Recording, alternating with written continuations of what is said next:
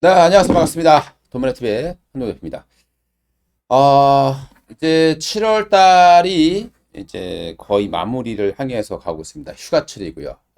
더더욱 가뜩이나 지금 거래량이 없고 침체되어 있는 그런 상황에서 이제 휴가철까지, 물론 먼저 지금의 휴가철이 뭐 과거처럼 그렇게 뭐 사람들이 한 번에 우르르 가는 뭐 그런 휴가철은 아니긴 합니다만은 그래도 휴가철 되면서 거래량이 조금 더 줄어들 수도 있다는 우려감들이 좀 남아 있습니다. 침체되어 있는 상황이고요. 근데 또 이번 주에 정말 자산 시장에서 이렇게까지 빅 이벤트가 있을 수 있을까라는 생각이 들 정도로 정말 어마어마한 그 이벤트들이 줄을 서서 기다리고 있는 그런 상황입니다. 어떤 것들이 있는지 한번 알아보도록 하겠습니다. 일단은 우리 이번 주 뭐 가장 뭐 이슈되고 있는 것이 FOMC 회의가 되겠습니다. 이것이 이제 어떻게 발표되는지 이미 뭐 시장은 거의 0.75 인상으로 거의 뭐 확정적이다라고 보셔도 크게 무리는 없을 것 같습니다. 중요한 것은 이제 그 이후 어, 이제 어떤 발언을 할 것이냐가 가장 중요한 내용이 될 것 같습니다. 자, 어떤 것들이 지금 우리 이번 주에 줄여서 기다리고 있는지 한번 알아보도록 하겠고요. 그 어떤 영향을 미칠 것인가, 그리고 시장은 또 어떻게 될 것인가 한번 또 알아보도록 하겠습니다. 일단 26일입니다. 뭐 우리나라 시간이 되겠고요. 우리나라는 이제 한국 2분기 GDP 잠정치가 예고되어 있습니다. 자, 그리고 이제 미국에서 7월 달 거죠. 컨퍼런스 보드 소비자 신뢰 지수가 예고가 되어 있습니다. 소비자 신뢰 지수가 얼마 전에 제가 영상 올려드린 적이 있는데요. 정말 엄청나게 지금 급감하고 있는 모습이 있습니다. 두 가지 종류가 있어요. 이 영상 뒤에 제가 이 소비자 신뢰 지수가 어떻게 나왔는지 영상 올려놓은 거 있으니까 잠시 후에 확인해 보시면 될 것 같고요. 7월 달에 컨퍼런스 보드 CB 소비자 신뢰 지수가 발표가 예정이 되어 있는데 최근 들어서 역시 급격하게 지금 줄어들고 있는 모습이고요. 100 이하로 떨어지는 모습까지 나왔습니다. 물론 이것 자체가 시장에 아주 큰 영향을 주지는 않겠지만 소비자 신뢰 지수는 경기 선행 지수예요. 그렇기 때문에 너무 나쁘게만 나오지 않는다라면은 뭐 시장은 뭐 큰 영향을 받지 않을 것으로 판단이 되고 있는 상황이고요. 자, 27일 날이 있습니다. 27일 날은 저희 미국의 6월 달입니다. 내구재 주문이 또 발표가 되는데 이것도 동행 지표예요. 동행 지표인데 이 내구재 주문이라고 하는 것은 3년 이상 사용하는 내구재, 뭐 자동차라든가 컴퓨터라든가 뭐 기계류, 특히 기계가 중요하죠. 그다음 통신 장비라든가 뭐 이런 부분들을 얼마큼 주문을 했느냐를 보는 거거든요. 그러니까 이게 주문이 많으면 경기가 좀 좋아질 것이다라고 판단해 볼 수 있을 것이고요. 그런데 현재 상황으로 봤을 때는 이게 좀 좋게 나오기가 쉽지 않을 것으로 판단이 됩니다. 전월 그러니까 5월 달 같은 경우는 예상치를 상회했어요. 그래서 0.7% 정도 좀 높게 나왔습니다. 그럼에도 불구하고 시장은 빠졌기 때문에 이것 자체가 주는 영향력은 그렇게 크지는 않을 것이다 이렇게 봐야 될 것 같고요. 근데 의외로 조금 좀 봐야 될 부분들이 5월 달 케이스 실러 주택가격 지수예요. 왜 중요하냐? 이 만약에 미국의 주택가격 지수까지 꺾이는 모습이 나온다라고 하면 시장이 조금 두려워할 수도 있다라고 판단이 됩니다. 지금까지는 계속 올라왔기 때문에 크게 영향을 받지는 않았습니다. 근데 지금 최근 들어서 미국에도 거래가 급감하고 있죠. 자, 요 한번 보겠습니다. 여기 이제 케이스 실러 지수예요. 부동산의 지수다. 이렇게 보시면 될 것 같아요. 미국인데요. 뭐 종류가 여러 가지 있겠습니다만은 우리 과거에 보시게 되면 미국의 서브프라임이 터졌을 때요. 여기를 보시게 되면 2007년도입니다. 서브프라임이 터지기 전에 이미 이 주택가격 지수가 하락을 시작했었죠. 그래서 서브프라임이 터진 겁니다. 근데 최근에는 어떻습니까? 5월 달 것까지는 그래도 뭐 나쁘지 않게 발표가 돼서 계속 상승을 하는 모습들을 보여줬습니다. 근데 만약에 이게 꺾인다라고 하면 의외로 시장이 여기서 놀랄 수도 있다고 판단이 됩니다. 이것도 한번 잘 우리가 좀 체크해야 될. 그러니까 KS 실러 지수가 꺾이기 시작한다. 그러면 미국 같은 경우도 이제 다시 또 이 대출 문제라든가 이런 것들이 좀 문제가 될 수 있기 때문에 KS 신뢰 지수 발표 역시 상당히 좀 눈여겨봐야 될 그런 주사입니다. 이게 만약에 갑자기 좀 많이 좀 감소를 한다거나 이랬을 때는 시장이 오히려 좀 시장을 항상 생각지 않은 것에서 반응을 하거든요. 그래서 이런 부분들도 좀 지켜봐야 될 부분이 되겠습니다. 그리고 28일입니다. 가장 중요한 데 되겠죠. FOMC의 금리 인상 이제 확정이 될 것이고요. 뭐 시장은 거의 0.75%를 예고하고 있습니다. 근데 이제 이후에 지금 현재 경제 상황을 보고 앞으로 속도를 좀 줄일 것이다라는 어떤 뉘앙스를 준다라면 시장은 의외로 굉장히 좀 빠른 그런 반등세를 보여줄 수 있을 것이고요. 반대로 경기가 좀 견조하니까 계속 인플레와 전쟁을 하겠다라고 발언을 해서 또다시 뭐 울트라 스텝 아니 뭐 자이언트 스텝을 할 것이다라는 뉘앙스를 주게 되면 시장은 크게 또 하락을 할 위험이 높습니다. 근데 지금 현재 상황을 지어 봤을 때, 뭐, 원자재 가격도 그렇고 지금 많이 떨어져 있는 상황입니다. 유가도 지금 다시 90불 초반까지 떨어져 있는 그런 상황이기 때문에, 연준에서, 그런 강력한 매파적인 발언은 하지 않을 것으로 예상을 해볼 수 있을 것 같습니다. 자, 그리고 미국의 2분기 GDP가 또 발표가 됩니다. 또 이것도 상당히 중요해요. 지금 이 예측이 컨센서스가 두 개 나눠져 있어요. 하나는 0.9% 성장이다. 또 하나는 GDP가 마이너스 1.6% 역성장할 것이다. 라고 지금 의견이 갈리고 있는 그런 상황인데요. 왜 이게 중요하냐면 우리가 보통 경기 침체다라고 좀 판단할 수 있는 게 2분기 연속 GDP가 마이너스를 기록하는 때를 얘기를 합니다. 근데 미국 보시게 되면은 올해 1분기에 이미 감소했어요. 역성장을 했고요. 왜냐하면 이제 전년 대비니까 전년도에 너무 높았기 때문에 전년도에 뭐 보시면은 어떻습니까? 21년도에 좀 높았죠. 그러다 보니까 이제 조금 떨어지는 모습이 나오고 있는 거고 그리고 2분기에도 뭐 만약에 역성장을 한다. 근데 GDP가 역성장을 했다라고 하면 아무래도 시장에서는 그렇게 큰 악재로 받아들이지는 않을 것이다.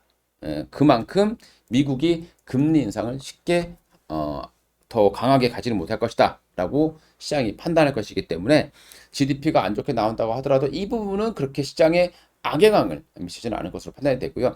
그리고 고용시장 자체가 여전히 견조한 모습이기 때문에 글쎄요 마이너스까지는 가지는 않을 것으로 좀 예상을 해볼 수 있을 것 같습니다. 자 그리고 29일 날이에요.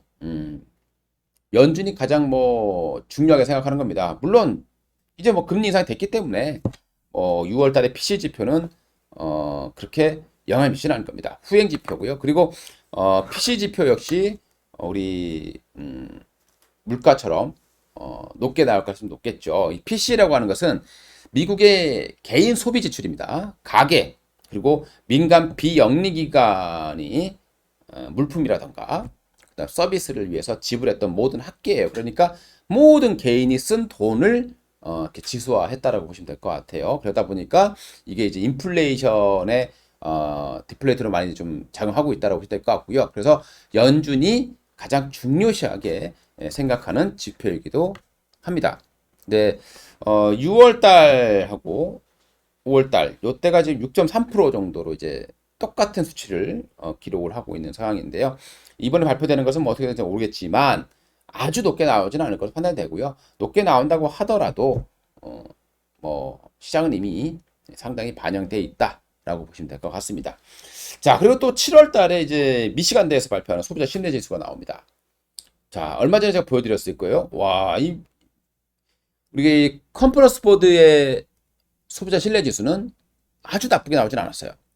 근데 미시간대에서 발표하는 소비자 신뢰 지수는 엄청납니다. 이게 집계되고 나서 가장 낮은 수치가 이번에 기록됐기 때문이죠. 그러니까 앞으로 경기가 안 좋아질 것은 거의 분명하다라고 보시면 될 것 같습니다. 더 안 좋아질 거다. 최근에 미국의 서비스 PMI 지수도 50 이하로 나왔습니다.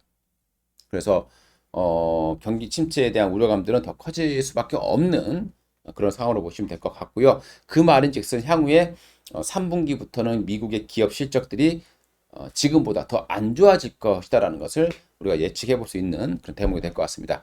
너무 낮게 나온 그런 상황이 되겠죠. 근데 여기서 또 더 낮게 나올 가능성은 뭐 높지는 않겠습니다만은 그래도 갑자기 뭐 올라가거나 뭐 이럴 가능성도 또 희박하다 이렇게 좀 봐야 될 것 같습니다. 자, 또 이번 주에는 엄청난 또 실적 시즌이죠. 음, 실적이 중요한 이유가 미국 시장에서 금요일 날 발표가 됐습니다. 스냅, SNS 기업이죠. 실적이 예상치보다 더 안 좋게 나왔어요. 하루에 주가가요, 무려 39%나 폭락을 했습니다. 얼마 전에도 1분기에도 실적이 안 좋아서 어니 쇼크 때문에 주가가 폭락을 했는데요. 옆으로 기다가 이번에 또다시 폭락을 하는 정말 어마어마한 그런 하락세가 발생이 됐습니다. 그렇기 때문에 실적이 상당히 좀 중요할 수밖에 없는 또 그런 한 주가 될 걸로 판단이 됩니다. 근데 이번 주에 엄청난 실적 발표가 되죠. 25일 날 NXP 실적 발표 예정이 되어 있고요.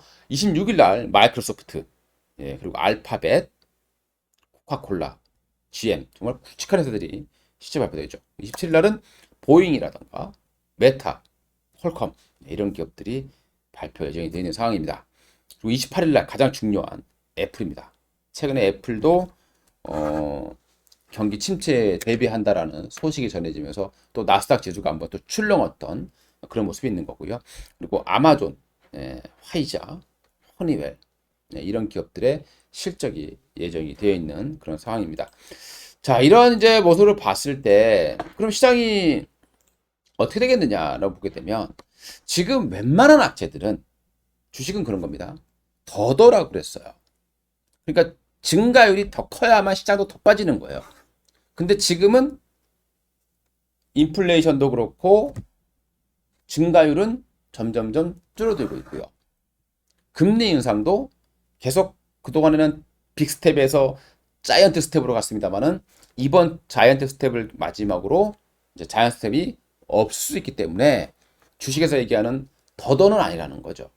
그렇다면 시장은 바닥을 향해서 갈 것이고요. 점점점 이제 바닥을 다지는 모습들이 나타날 것이다 판단이 됩니다.